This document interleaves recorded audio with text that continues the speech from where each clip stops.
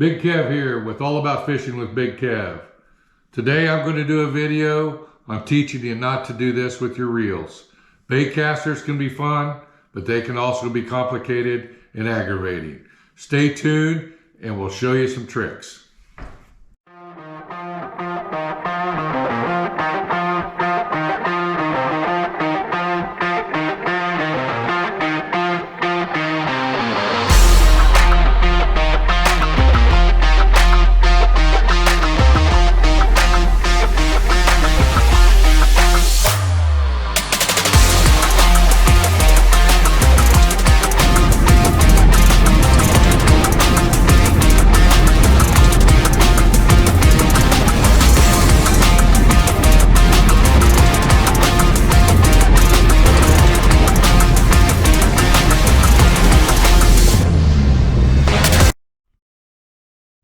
Hi, All About Fishing with Big Kev.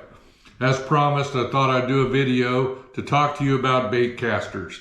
A lot of people try to use bait casters and get frustrated with them and have a bad ordeal with them. So I told you one cast could ruin your day. Well, there's one cast with this bait caster and got a bird's nest. I did this on purpose to show this for the video.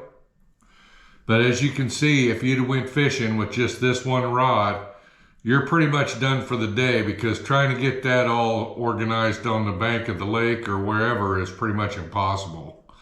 So I'm going to try to give you a few pointers today on how to set up and explain the bait casters a little bit. So if you look at bait casters, they've got a lot of functionality. They come with what they call built-in brake systems. So this one here is like this. Braking system. Those are little brakes pads in there, and then on the reverse side, I don't know if you can see it, it's like a brake drum.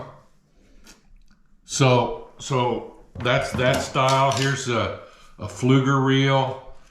This side comes clear off and you can see the brake pads in there, and here's the brake drum. So what happens there is these braking systems are manually set by the operator, and all that's doing is putting resistance on the spool. Your spool, the key thing to bait casters is controlling your spool. When your spool gets out of control, this is what happens. So what I try to tell people when you first start out trying to use a bait caster, open up your braking system and apply every brake pad or as much tension as you can with the brake system in your reel. And then this knob on the side is your fine tune. So after you have the brakes completely set, as tight as you can get them, then you've got your lure or your casting plug on there. Then hold your rod at a 45-degree angle. Again, your thumb is your friend. Put it on your trigger, but never leave the spool with your thumb. Hold it at a 45-degree angle and let off a little bit and see how fast that lure or that plug drops. If it's dropping pretty fast, put your thumb on there and stop that. Then lock down your reel with your handle. Take your fine tune knob and adjust it down a little bit. Then retry it again.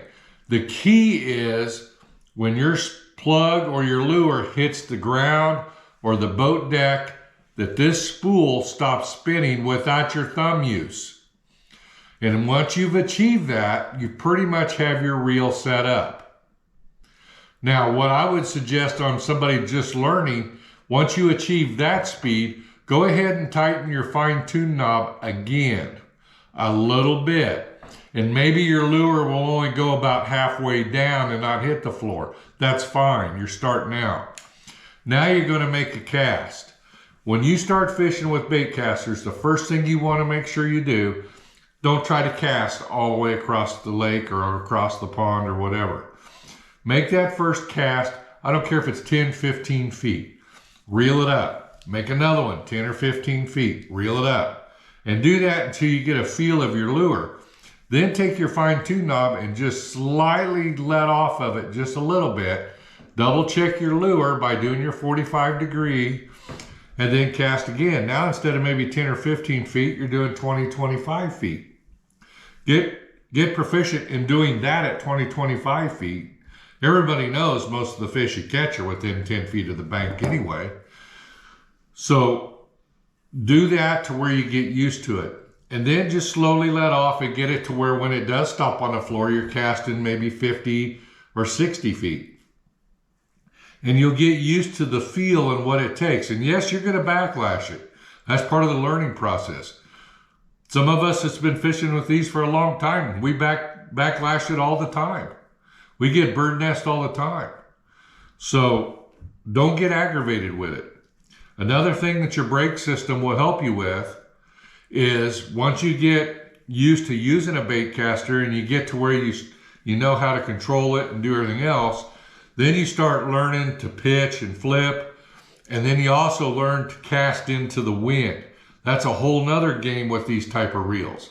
When you're casting into the wind, you want your spool tight. You don't want it loose because that wind will just take that lure up there and stop, but your spool's still spinning.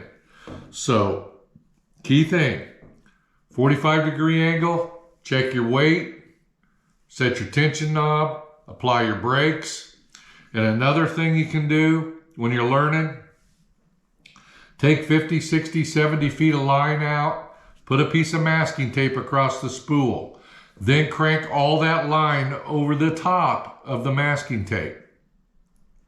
So now while you're practicing and learning, if you do bird nest that spool, a majority of the time, that bird's nest is just going to go up to that tape. So this reel here doesn't have tape on it. So you see how deep that bird nest went. It went clear to the center of the spool. There's no reusable line on that reel right there.